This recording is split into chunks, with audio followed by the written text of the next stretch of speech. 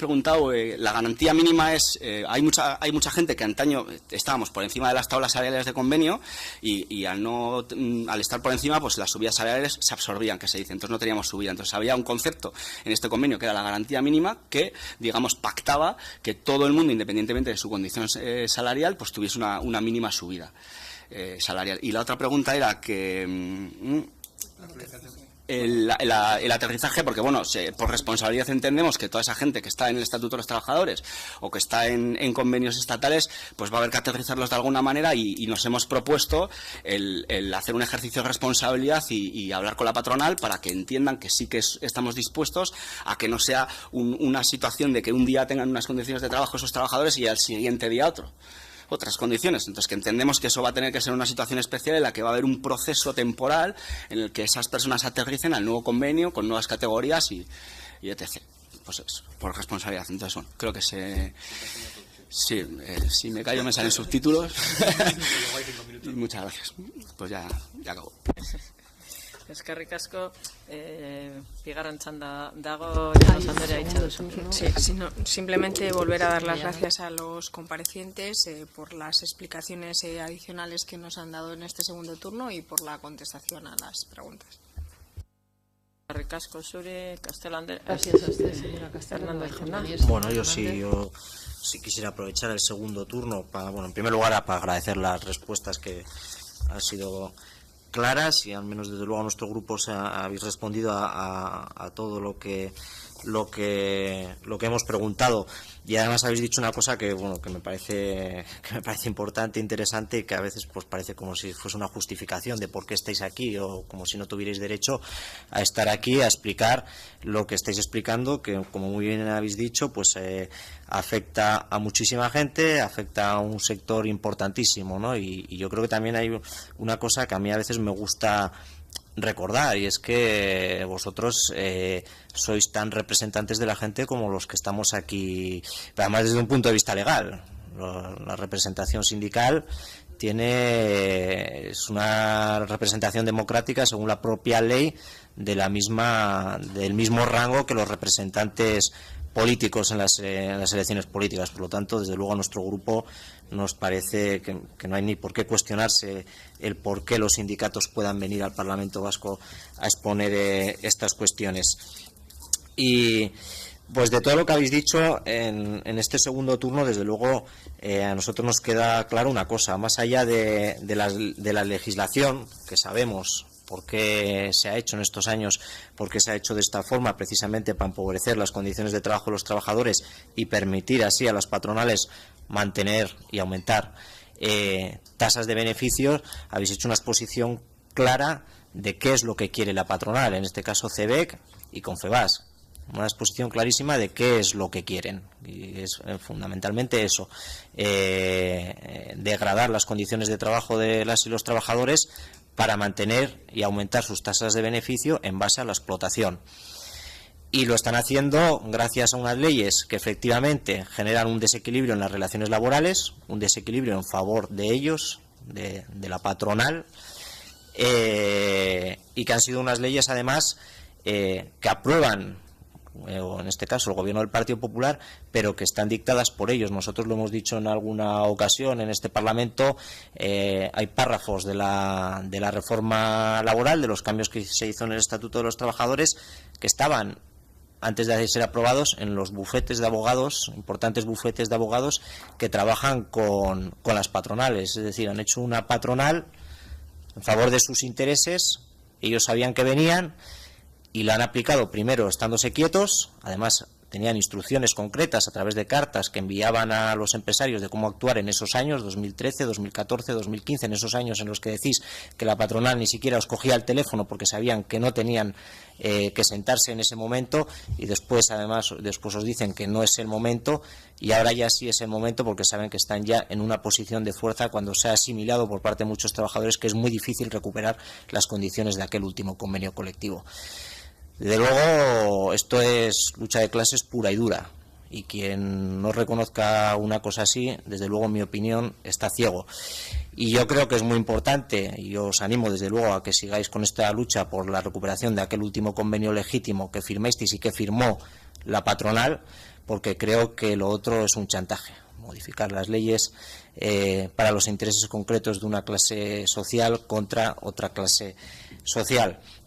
Y yo os preguntaba sobre las huelgas, porque sí, porque bueno, lo conocemos, ¿no? Y sabemos también que es muy difícil denunciar y demostrar todas estas presiones que son generalizadas y que habéis expuesto, que en el sector las habéis visto generalizadas en estos meses que habéis hecho movilizaciones, pero por eso también es importante que estéis aquí y se conozca. Es importante que la gente sepa cómo funciona también la patronal en el interno de las empresas, presionando a las mujeres y hombres que trabajamos o que trabajan en las empresas cuando quieren ejercer un derecho que es un derecho fundamental, el derecho de huelga. Es un derecho básico reconocido por nuestra legislación.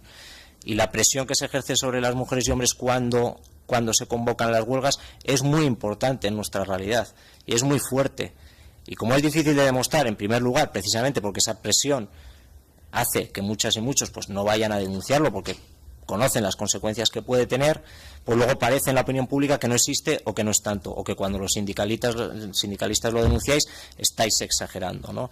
Y desde luego nosotros sabemos que no es así, nos parece importante que lo hayáis expuesto y por eso os lo preguntábamos, igual que el tema de los servicios mínimos, que no entendemos que en muchas empresas del sector privado, porque podemos entender los servicios mínimos para servicios esenciales para la vida de la gente, sabemos que no vamos a parar un hospital porque haya huelga, pero en oficinas y despachos, pues en muchos campos de trabajo, pues perfectamente se puede parar porque hay una huelga de trabajadores que es un derecho fundamental y no se va a caer el mundo. Por parte de nuestro grupo, el compromiso a seguir de cerca vuestras reivindicaciones y vuestra lucha y estamos aquí también para todo lo que os parezca oportuno y gracias por vuestra comparecencia, nada más. Eskerrik asko, Hernández jauna, Casanova Gracias, señor jauna. Hernández. Y la palabra al señor Casanova. Sí, brevemente, os voy a preguntar a ver si conocéis este caso y a ver si os gustaría que el Gobierno actuara de la misma manera. Hay un conflicto, un sector que lleva más de un año reivindicando convenio, diferentes movilizaciones y se anuncian una serie de huelgas. Desde el momento que el comité de empresa anuncia las huelgas, el Gobierno vasco toma la iniciativa, se pone en contacto con los trabajadores y trabajadoras, con sus representantes y con la patronal, inicia un trabajo intenso de intermediación entre las partes, presionando implícitamente a una de ellas, en este caso la patronal, porque era un sector boyante económicamente, y al final se consigue un acuerdo. Esto ha pasado, como decía mi abuelo, esto ha pasado. Ponía una película de estas basada en hechos reales y mi abuelo decía, esto ha pasado. Pues esto ha pasado aquí hace unos pocos meses en este país, ¿sabéis? Que es el convenio de hoteles de Guipúzcoa. Lo que pasa es que ha pasado porque el Gobierno vasco tenía interés en que pasara.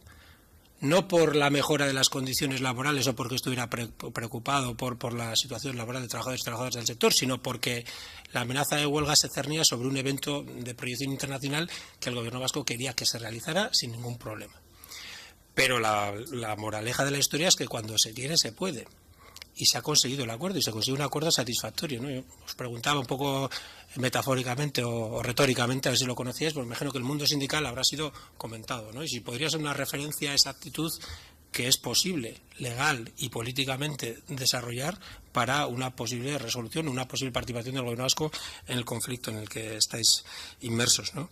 Claro, todo esto que habéis contado deja toda esa retórica de la trainera y de que ya no hay confrontación y que lo que se lleva es hablar y todos somos hermanos y pájaros y flores y, joder, por el conflicto está superado por la historia, ¿no? Entonces, claro, cuando nos dicen eso y hacen esto, pues la sensación que a algunos se le queda es que nos están tomando el pelo. Lo que pasa es que, bueno, en este caso, algunos ya antes de hoy sabíamos lo que estaba pasando, ¿no? Pero me parece positivo que aquí en este foro, que permíteme la matización, no es el Gobierno vasco, sino el Parlamento vasco, que en este foro una y otra vez la realidad se cuele, porque a veces estas paredes ejercen de blindaje frente a la realidad y se oyen más ciertos discursos que no tienen tanta relación con el mundo real como el que realmente habéis traído vosotros, que es la realidad de miles y miles de trabajadores y trabajadoras, en este caso de vuestro sector, pero que en realidad podría ser exponente de lo que está pasando, incluso en algunos casos con mayor crudeza aún, porque estamos hablando de un sector que decís que ha capeado la crisis con relativa solvencia y que además me gustaría saber si podríamos hablar de algunos casos de empresas de esto que se viene a llamar de la industria 4.0, de la ciberseguridad, de los servicios avanzados, de las ingenierías. Nosotros efectivamente defendemos como motor económico la industria, y una industria avanzada y una industria 4.0 con alto contenido tecnológico. pero detrás de ese 4.0 hay precariedad 4.0. Algunas de las empresas de vuestro sector hacen este tipo de servicios asociados a la industria 4.0. Otra cuestión es lo de la estatalización. El llevar el convenio al marco estatal, ¿qué os ha supuesto en términos prácticos, ¿no? Pues es evidente que entre los sindicatos hay un importante rifirrafe sobre si esa estatalización la están buscando o no la están buscando y tal. Sin entrar en ello, en términos objetivos, la estatalización, el momento que se impone, ¿qué os supone? Y una última cuestión, bueno, o dos, mejor dicho, lo de que es inaceptable seguir pagando con dinero público precariedad, y que si una administración hace una subcontratación de un servicio tiene que exigir, tiene la responsabilidad moral de exigir que ese servicio se preste en condiciones de dignidad y de respeto a los derechos laborales, y eso es un compromiso que nosotros tenemos y por el cual seguiremos trabajando y seguiremos insistiendo con diferentes iniciativas. Y otra cuestión es lo de la vulneración del derecho a la huelga, que no por habitual debe convertirse en algo tolerado, y es cierto que habéis planteado las dificultades de demostrarlo, porque ocurre en espacios de privacidad y de desequilibrio jerárquico, de relaciones de poder. Es complicado, pero se puede hacer, y en algunos casos, bueno, recientemente me viene a la cabeza la situación de la empresa Alfa en Eibar, donde han conseguido una sentencia favorable. Entonces yo os animaría a que si entendéis que hay caso lo suficientemente maduro, pues nos lo hagáis saber y podamos inquirir sobre ello a la Consejería de Trabajo, en este caso, a la consejería correspondiente, para que tome cartas en el asunto, porque, como decía, no por habitual significa que tengamos que transigir con ello, y en la medida que se pueda poner encima de la mesa un caso mínimamente demostrable, pues lo intentaremos. Y aunque no sea demostrable, si evidentemente tenemos convicción moral, habría que aplicar eso de yo si te creo, pues también habría que denunciarlo, quizás aunque no tenga tanta viabilidad en términos jurídicos, pero políticamente hay que poner encima de la mesa. Eta azkenik berriro, eskerrak emotea eta berrestea gure konpromisoa zuen borrokarekin eta egingo dituzuen mobilizazio guztietan parte hartzeko prest egongo gara. Eskerrik asko. Eskerrik asko. Muy brevemente, simplemente para agradeceros el detalle de vuestras respuestas en el segundo turno. Nosotros, como grupo parlamentario, quedamos a vuestra entera disposición para cualquier ampliación, novedad, aclaración o cuestión que querráis o que consideréis oportuno hacernos llegar. Y en concreto, en este sentido, sí nos gustaría ver si nos podríais aportar la documentación, los textos que comentábamos, incluso la presentación. Eskerrik asko. Zuri, eskerrik asko, Aiartza jauna, Muchas eta gracias a orain usted, señora azken Aiartza, y txanda ahora, zuena en da. el último turno tiene usted la palabra. Apa, buenos días, Egunon. Simplemente unas pequeñas anotaciones. Hemos estado hablando todo el rato de 23.000 empleos, ¿no?, en el sector. El último dato que ha salido hace poquito es que ronda ya los 25.000, es decir, las empresas están creciendo y, bueno, como ya ha quedado bastante claro, eso no se está viendo reflejado en salarios y demás, ¿no? De las empresas todos estos años, incluidos en los de la crisis, pues se han vanagloriado de aumento de beneficios en general. No estamos hablando de facturación, estamos hablando de beneficio. Y eso, evidentemente, pues sigue sin reflejarse, ¿vale?, en nuestros salarios. Se comentaba, pues, tema, por ejemplo, de empresas 4.0, pues un ejemplo muy claro es Panda. Panda, una empresa puntera en temas de antivirus y demás, y de seguridad, por supuesto. Pues está dentro del sector y, como tal, pues se ve afectada en el sentido de que necesita los mejores profesionales, evidentemente, para desarrollar sus productos y demás. Y mientras no se esté pagando un salario digno, pues esa gente hará lo que están haciendo, pues, compañeros míos de trabajo o amigos de mi cuadrilla, que han tenido que o dejar el sector o irse fuera, a Francia, a Londres, a Madrid y demás. O sea que yo creo que el tema está bastante serio en ese aspecto, ¿no? No se puede, no sé si alguien diría lo contrario, pero con 800 euros en este país no se puede seguir adelante. Luego, eso es. Otro de las preguntas era que qué ha supuesto llevarlo al estatal, ¿no? Pues eso.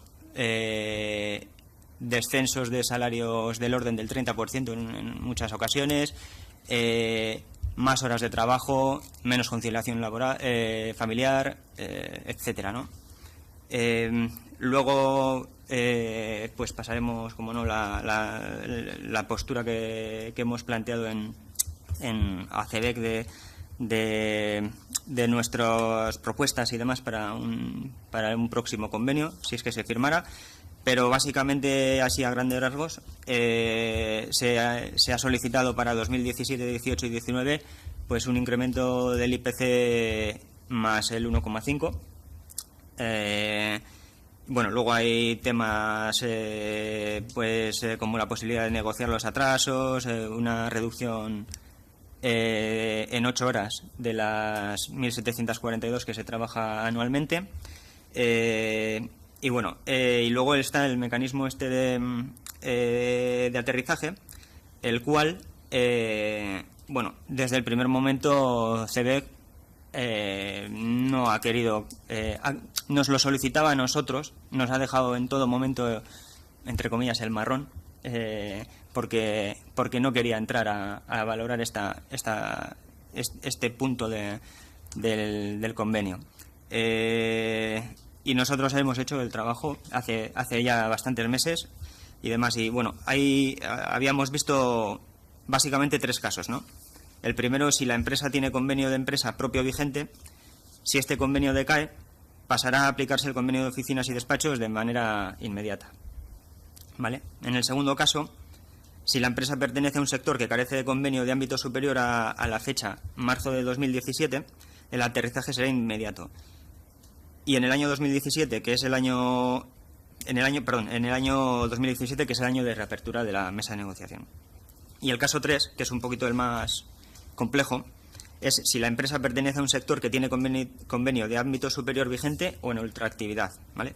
Y aquí vuelven a darse pues 3 casuísticas, ¿vale? Si a dicha fecha están manteniendo las condiciones laborales del último convenio de Vizcaya, ya sea de forma unilateral por parte de la empresa o bien con acuerdo con la RLT, el aterrizaje será inmediato.